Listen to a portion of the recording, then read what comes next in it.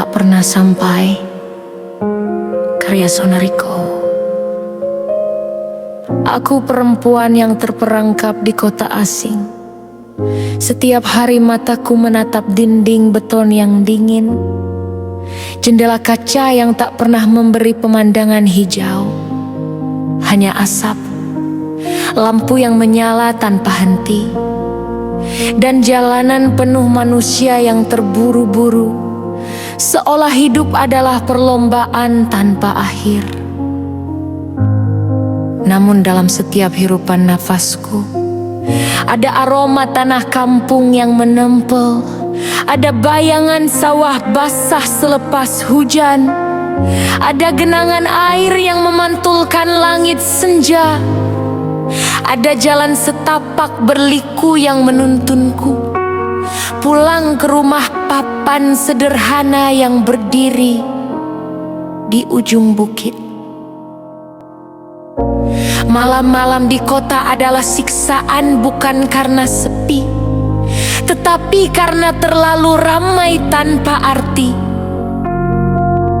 Aku duduk di kamar sempit, lampu redup meneteskan cahaya kuning, dan di hadapanku kertas putih terbentang, seperti ladang luas yang menunggu ditanami. Tanganku gemetar ketika pena menari, menuliskan rinduku pada pelukan ibu. Setiap kata yang kutulis mengandung bayangan wajahnya, senyum lembut yang tak pernah pudar, dan kelembutan telapak tangannya yang dahulu selalu mengusap kepalaku.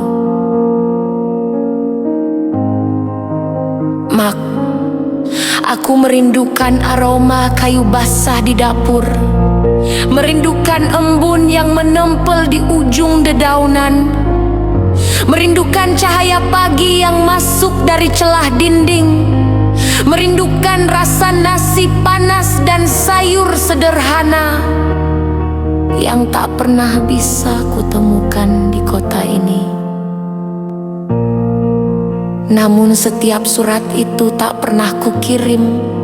Aku hanya melipatnya, menyimpannya, hingga laci tua di kamar kontrakan penuh dengan rindu yang terperangkap.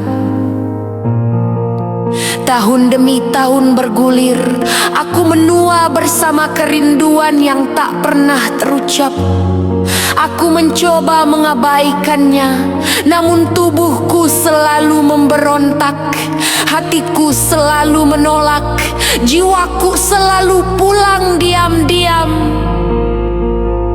Setiap kali aku memejamkan mata, hingga kabar itu datang seperti angin dingin yang menusuk dada. Ibuku sakit.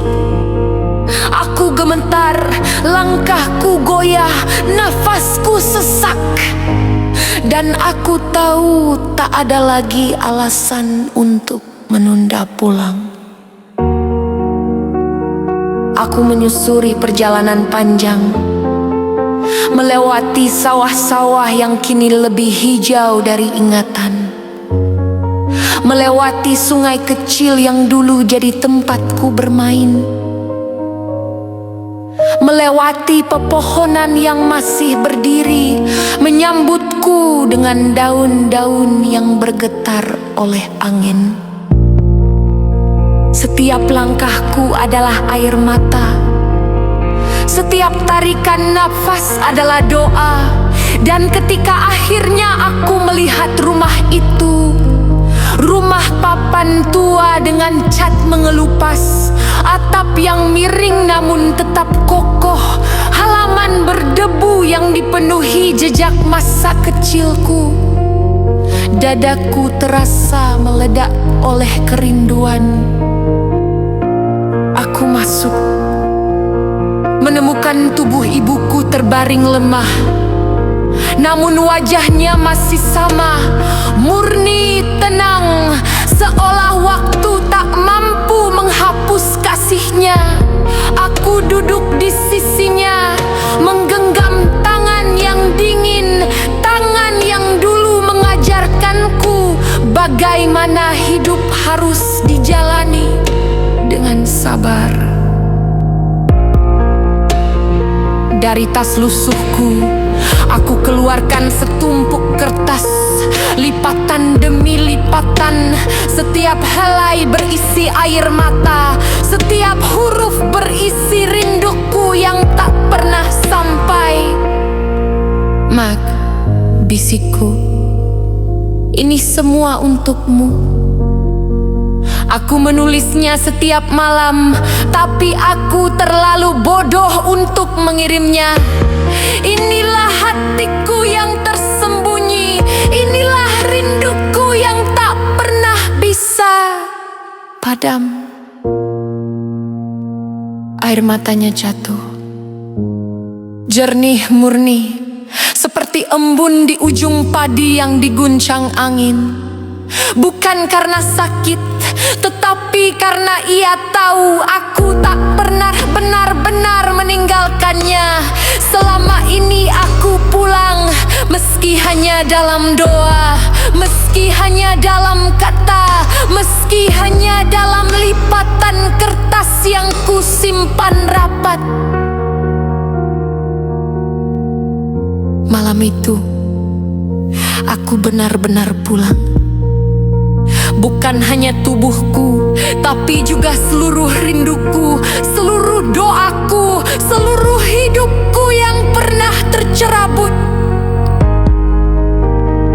Kampung halaman merengkuhku kembali. Angin lembut melewati celah jendela, membawa wangi bunga melati yang mekar di halaman, membawa kenangan masa kecil yang menempel di kulitku seperti debu yang enggan pergi. Dan aku tahu, aku adalah tanah yang kembali